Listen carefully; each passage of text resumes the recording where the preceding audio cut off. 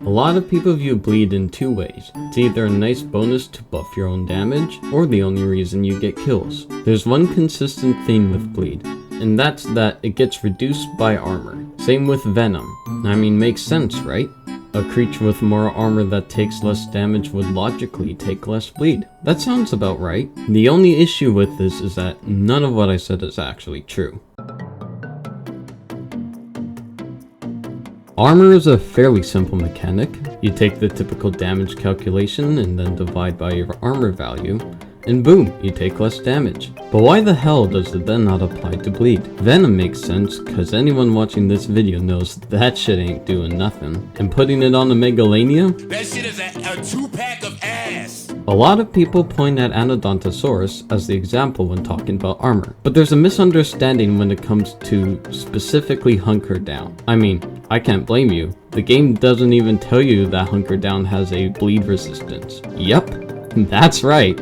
Hunker Down, one of the most overpowered abilities in the game, has bleed resistance, and it's not a small amount either. You can see in the footage shown, when an Anodontosaurus has no armor, it's the exact same as if it had armor. Even Fortify acts like this. However, Hunker Down has a hidden stat, because we don't have enough of those, where Hunker Down gives you an immense bleed resistance. So, why doesn't armor give bleed resistance? Well, to the only credit I'll ever give these developers in terms of balance, if the bleed was reduced by armor, a lot of playables like Allo, Concavinator, even Tyrannotitan would be far less effective than they currently are.